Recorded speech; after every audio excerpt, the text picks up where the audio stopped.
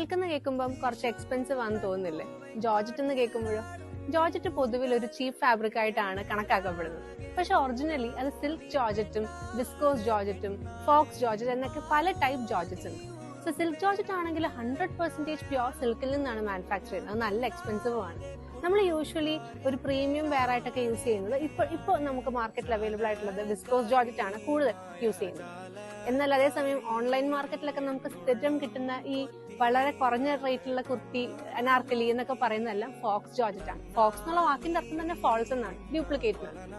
So നമ്മൾ ഇന്ന് കാണാൻ പോകുന്നത് വിസ്കോസ് ജോർജറ്റുകൾ, അതായത് സെമി റയോൺ ഫാബ്രിക്സിൽ ഉണ്ടാക്കിയെടുത്തിട്ടുള്ള ജോർജറ്റ് കൊണ്ടുള്ള കുറച്ച് ദുപ്പട്ടാസാണ്.